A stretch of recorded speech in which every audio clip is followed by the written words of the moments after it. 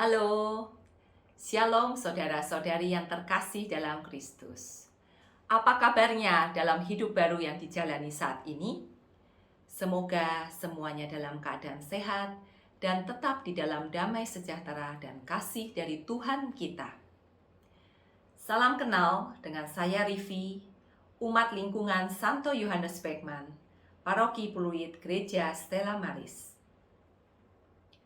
Dalam rangka Bulan Kitab Suci Nasional 2022 yang mengambil tema Allah, Sumber Harapan Hidup Baru, perkenankan saya membawakan renungan untuk subtema pertemuan yang keempat, yaitu Allah Sumber Harapan karena kerahimannya, dengan ayat emas Hosea 11 ayat 4.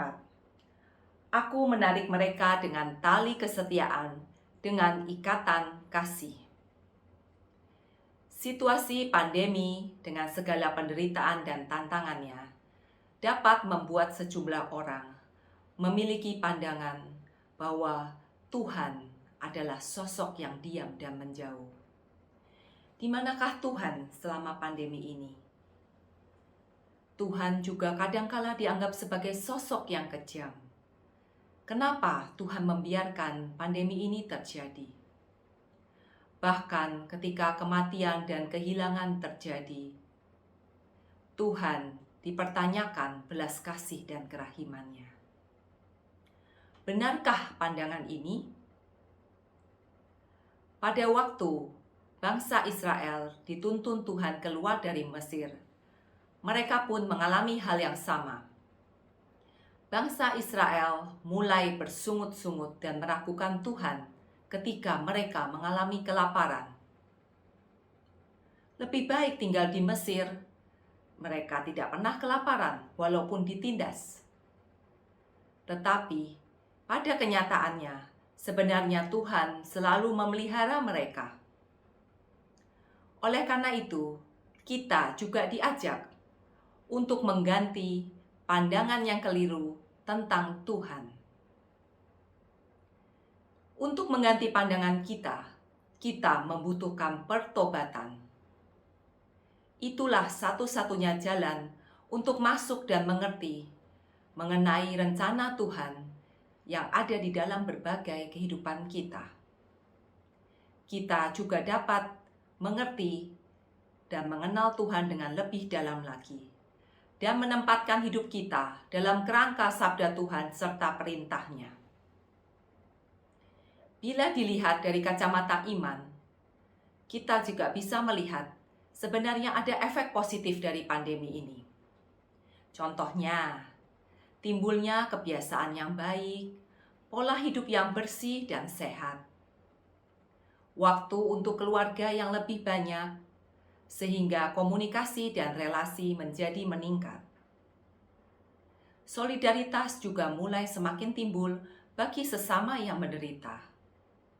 Juga adanya perhatian terhadap keutuhan alam ciptaan dan lingkungan hidup. Hal-hal yang positif ini membawa harapan untuk hidup yang baru. Marilah sekarang kita baca teks kitab suci dari Hosea 11 ayat 1 sampai dengan 11. Ketika Israel masih muda, kukasihi dia. Dari Mesir, kupanggil anakku itu. Makin kupanggil mereka, makin pergi mereka itu dari hadapanku. Mereka mempersembahkan korban kepada para Baal dan membakar korban kepada patung-patung. Padahal akulah yang mengajar Efraim berjalan dan mengangkat mereka di tanganku. Tetapi mereka tidak mau insaf bahwa aku menyembuhkan mereka. Aku menarik mereka dengan tali kesetiaan, dengan ikatan kasih. Bagi mereka, aku seperti orang yang mengangkat kuk dari tulang rahang mereka. Aku membungkuk kepada mereka untuk memberi mereka makan. Mereka harus kembali ke tanah Mesir, dan Asyur akan menjadi raja mereka. sebab mereka menolak untuk bertobat. Pedang akan mengamuk di kota-kota mereka, akan memusnahkan palang-palang pintu mereka, dan akan memakan mereka di benteng-benteng mereka. Umatku betah dalam membelakangi aku. Mereka memanggil kepada Baal dan berhenti meninggikan namaku. Masakan aku membiarkan engkau, hai Efraim? Menyerahkan engkau, hai Israel? Masakan aku membiarkan engkau seperti Atma, membuat engkau seperti Seboim? Hatiku berbalik dalam diriku. Belas kasihanku bangkit serentak. Aku tidak akan melaksanakan murkaku yang bernyala-nyala itu, tidak akan membinasakan Efraim kembali, sebab aku ini Allah dan bukan manusia, yang kudus di tengah-tengahmu, dan aku tidak datang untuk menghanguskan. Mereka akan mengikuti Tuhan. Ia akan mengaum seperti singa, sungguh ia akan mengaum. Maka anak-anak akan datang dengan gemetar dari barat, seperti burung dengan gemetar datang dari Mesir, dan seperti merpati dari tanah Asyur. Lalu aku akan menempatkan mereka lagi di rumah-rumah mereka. Demikianlah firman Tuhan. Syukur kepada Allah. Apa yang bisa kita petik dari bacaan ini? Pertama, Tuhan setia, tetapi umat Israel tidak setia. Tuhan yang berinisiatif memanggil umat Israel dan mengangkat mereka menjadi anaknya. Semuanya itu didasari oleh kasih. Dan ia menepati janjinya bahwa ia akan menjadi Allah mereka dan umat Israel akan menjadi umatnya. Seperti layaknya seorang bapa yang mengasihi anaknya dari muda, maka ia mengajarnya berjalan, mengangkat umat Israel dari kejatuhan, membalut luka dan menyembuhkannya, menariknya dengan tali kesetiaan dengan ikatan kasih. Ia mengangkat kuk dari rahang mereka, yang artinya ia membebaskan mereka dari penindasan bangsa lain, sehingga umat Israel menjadi umat yang bebas. Dan ia juga selalu memberi makan kepada umat Israel. Di sini tampaklah kesetiaan dan kasih Allah terhadap umat Israel. Tetapi, apa yang dilakukan umat Israel? Makin dipanggil Tuhan, mereka makin berpaling. Seperti kita ketahui, biasanya kalau ada yang memanggil nama kita, otomatis kita akan menoleh atau kita akan datang kepada orang yang memanggil kita. Tetapi terjadi sebaliknya dengan umat Israel. Mereka berpaling kepada Baal. Baal itu mereka jadikan sebagai tuan yang baru. Mereka menyembah dan mempersembahkan kurban kepada Baal. Mereka tidak lagi mengandalkan Tuhan. Di ayat 7 juga dikatakan bahwa umatku betah dalam membelakangi aku. Itu artinya mereka sepertinya cuek, tidak berusaha untuk kembali kepada Tuhan.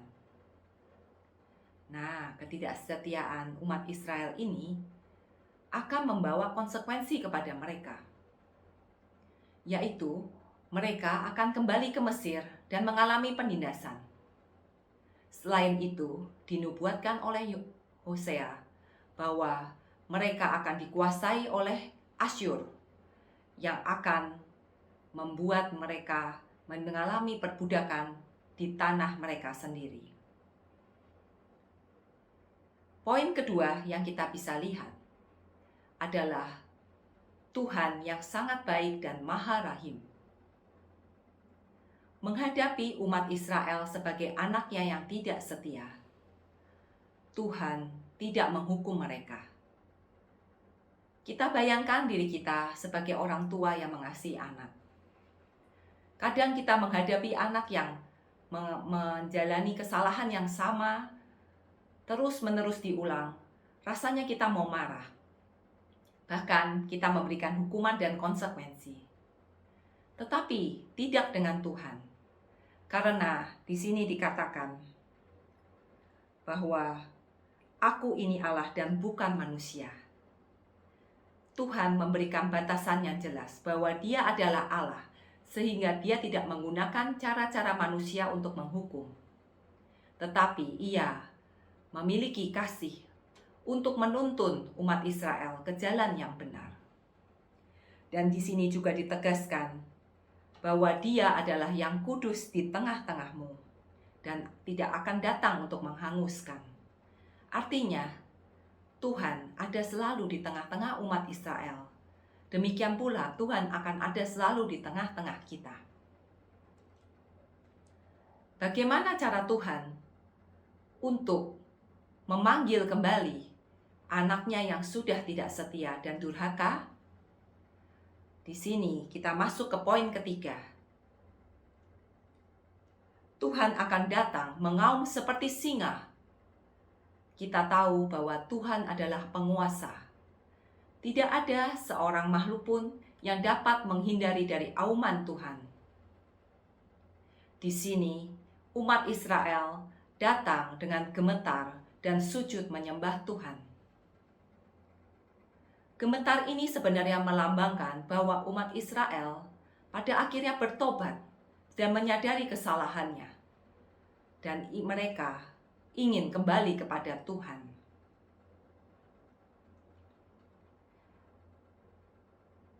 Dari poin-poin ini, kita dapat melihat Tuhan tidak menghanguskan, tetapi selalu menarik dengan tali kesetiaan dan tidak pernah bosan mengajak kita. Nah, sekarang bagaimana relasi Tuhan dengan kita selama masa pandemi ini? Apakah kita masih memiliki pandangan yang salah tentang Tuhan? Atau kita sudah semakin menjauh dengan Tuhan? Mari kita berefleksi. Jika kita merasa jauh dengan Tuhan, mungkin kita perlu mempertanyakan diri kita. Mungkin selama ini kita hanya fokus pada diri sendiri. Atau juga kita terlalu melekat dengan hal-hal duniawi yang sementara, yang tanpa sadar itu menjadi baal bagi kita, sehingga kita tidak lagi mengandalkan Tuhan. Apapun situasi dan kondisi relasi kita dengan Tuhan saat ini, kemaharahiman Tuhan tiada batas. Sama seperti Dia menarik orang Israel untuk kembali ke perlindungannya, Tuhan juga menarik kita untuk bertobat. Bertobat untuk masuk bersekutu akrab lagi dengannya. Sehingga kita menyadari bahwa Tuhanlah dan Allah lah sumber harapan hidup baru satu-satunya bagi kita. Dalam renungan di dalam PKSN 2022, kita diajak untuk mengevaluasi iman kita, agar kita mampu untuk mengikis mentalitas keagamaan yang palsu. Dan kita diajak untuk sungguh-sungguh mencari dan mengenal Tuhan. Lalu kita juga diundang untuk berbuat adil kepada sesama, supaya semakin bertumbuhnya kebaikan di dunia ini. Tuhan juga mengingatkan bahwa Ia selalu setia menyertai kita dalam situasi apapun, juga dalam situasi hidup baru ini, walaupun masih terasa sulit. Dan kerahimannya itu selalu menarik dan menyelamatkan kita. Marilah kita ikuti tarikan tali kesetiaan Tuhan, supaya kita tetap berada dalam ikatan kasih-Nya, agar pada akhirnya kita memperoleh kehidupan kekal yang bahagia. Tuhan memberkati dan terima kasih.